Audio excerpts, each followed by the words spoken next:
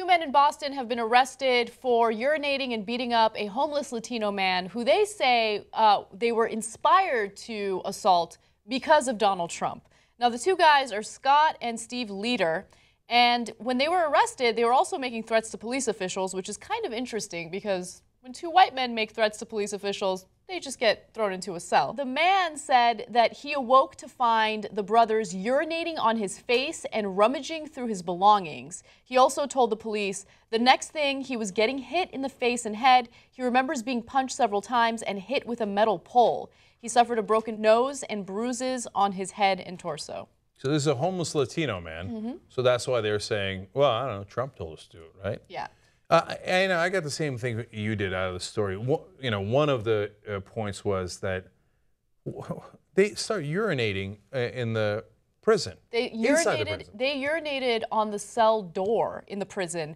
After they were making threats to the police officials, they were kicking and screaming. I mean, it's incredible what some people can get away with in the presence of police officials. And then no. I mean, that's a definition of white privilege. You think that, all right, anyway. But that's definitely one element of the story that enraged me. But another part of it that enraged me was not just the fact that they were inspired by Donald Trump. Donald Trump was made aware of this story, and his reaction was just as disgusting as you would expect, okay? So we have that on tape. Yeah, let's take a look at that. I think that would be a shame, but I haven't heard about that. I will say the people that are following are very passionate. They love this country. They want this country to be great again, and they are very passionate. I will say that. Okay, wait. These lowlifes, these thugs, urinated on a man's face, and then they attacked him with a metal pole and did incredible damage to him when he hadn't done anything to him.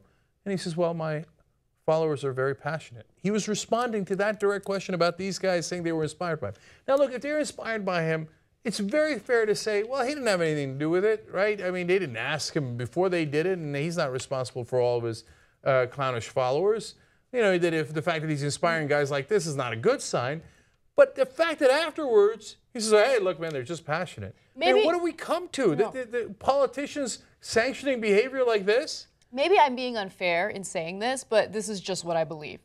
When you make a public announcement about Mexican immigrants and you refer to them as criminals and rapists, you have to understand that there's a certain chunk of the population in the United States that's composed of idiots, okay? So Scott and Steve Leader are idiots who can't think for themselves, and they're easily incited. And that's exactly what happened here, right? What Donald Trump said about Mexicans incited this type of violence, which is why, as a public figure, you have to be careful with the type of language you use. And you can't make generalizations and broad statements about an entire group of people. Calling people rapists and criminals when that is not true will lead idiots like this to do things that are violent and dangerous. Like when Bill O'Reilly kept saying, Dr. Tiller, the baby killer, Dr. Tiller, the baby killer. And he said it dozens of times, and then lo and behold, somebody got really mad at Dr. Tiller, shot him and killed him. Oh, couldn't have seen that coming, right? Yeah. And so in this case, these guys do it. But I mean, the fact that he afterwards said, I just have passionate followers, it reminded me of Putin.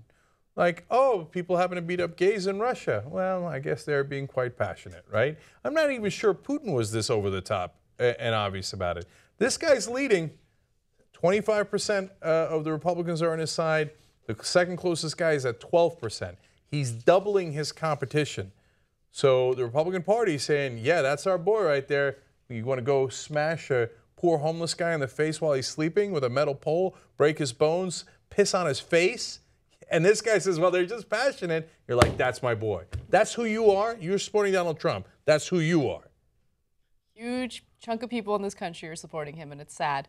But unfortunately, that homeless man represented two characteristics that Donald Trump has a lot of disdain for. He was poor and he was Latino.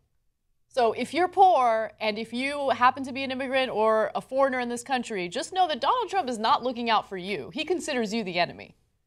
Look, I'm going to go further here when there's no need to, because I'm angry, right? The white privilege thing really got under my skin on this one.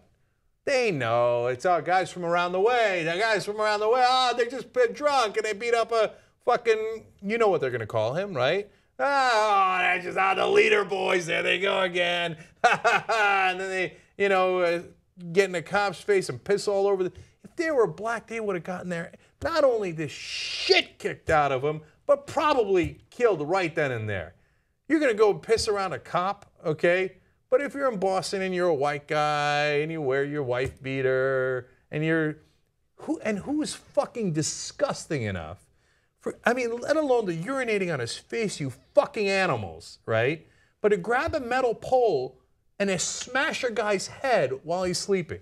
Think about what kind of a fucking animal does that, right? And then they call black people thugs. They call black people thugs, right? So where's Fox News? Where's fucking Fox News talking about thugs? Where the fuck are you, Fox News? Where's the talk of thugs?